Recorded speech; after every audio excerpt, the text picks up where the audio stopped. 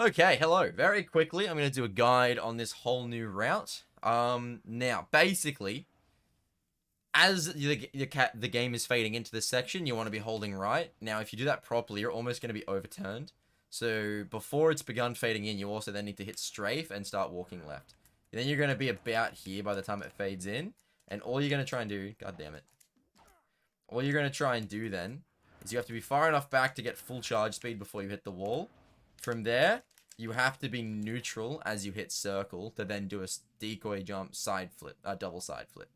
So if you get your angle set up correctly, you'll be here, bang, bang, right? So that's going to get you right into this corner. Now from here, all you want to do is, as I did there, you're just going to push yourself into the wall basically, and you're just going to double jump very lightly over it. You don't want to go too far. You're just going forward, and that's going to put you in the corner. Now, this camera is the hardest thing to deal with. So if you hug to the right, like I am here, then as you jump through, it is going to bop. It's going to bump your camera. So if you're holding straight, you see how that now fixes my angle? So that's what I want, because I want to be going that direction. Or perfectly straight. That's my two options. So if I do that, and then I decoy, fuck. See, if you go perfectly straight, there's a chance that you get dropped like that. That's why you want to be turned a little bit.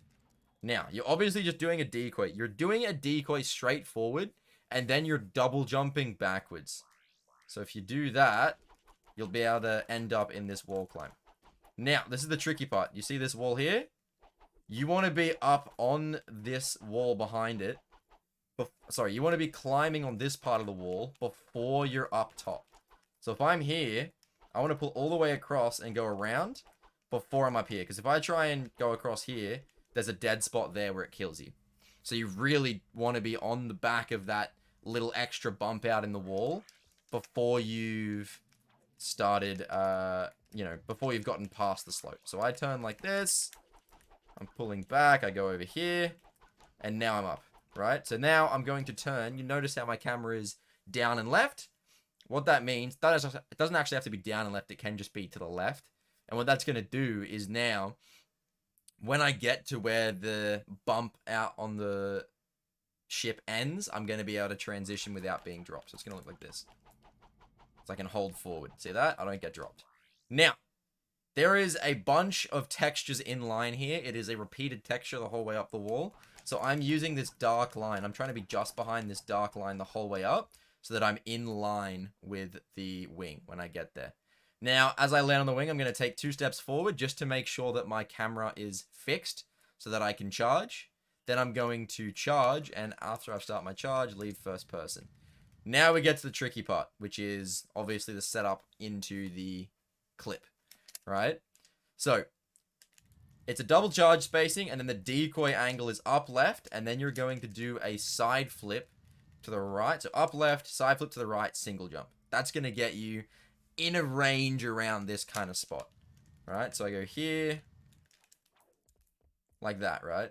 Now, I missed the single jump there, so that's why I ended up in a really whack spot. So, there. That's where we're trying to end up. This is a perfect spot, actually. Now, during the single jump, you also want to double tap triangle to pull out your swing shot, and then pull out the turret straight afterwards. So, done properly and all together, it's going to look like this.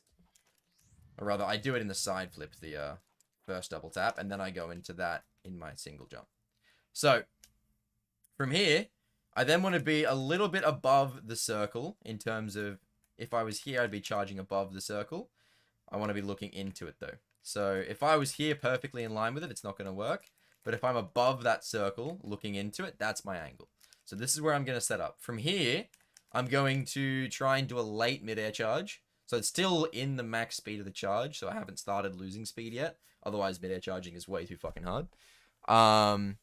And that allows me to then do a as late as possible cancel with my turret, which is going to put me at the correct spot to then be able to cancel in. So like that. Now, sometimes you get stuck if you do just jump as high as you can and then charge forward. So you just hold X for a little bit. Otherwise, if you do it all perfectly, as you can see, you keep your speed and you go forward into the cutscene. So I hold forward in this hyperstrike just for the sake of sort of a bit of security and also making sure that I have the sort of correct direction of speed after I get through the wall. As you can see, late mid-air charge. Fuck, I can't see what I'm doing. There we go. Oh my god. So late mid-air charge, and then clip in. So that was too far right. My camera angle was buggered there from save position. A lot of these ones I'm missing are just from the save position. So I'm going in there.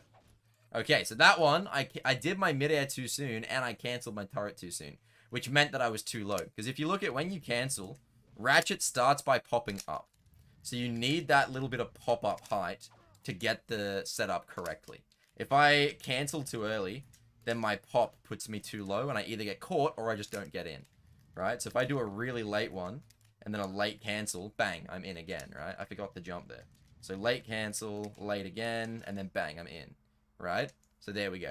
That's pretty much the rundown of how to do the whole strat. There are some setups as well, I think. Robo was doing this if you don't want to do the mid-air charge.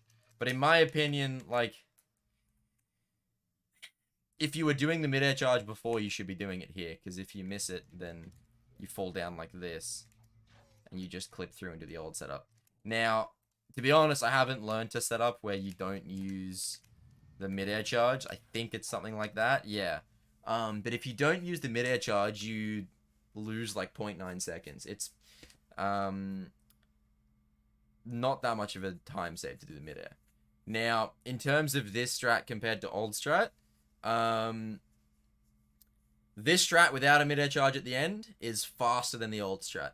Because this strat without a mid-air charge is still pretty much even with the mid-air charge old route. So it's probably like 4 seconds faster for people that are doing the non-mid-air charge old exterior. But if you've got a bad climb, this climb's a lot easier to learn, so you're actually probably going to save like 7 or 8 seconds with this route. So it's really worth learning if you can, you know. Fuck, I missed that one. But yeah, that is how this strat is done. What the hell? You can really get stuck sometimes, but oh well. But yeah, I hope that was helpful.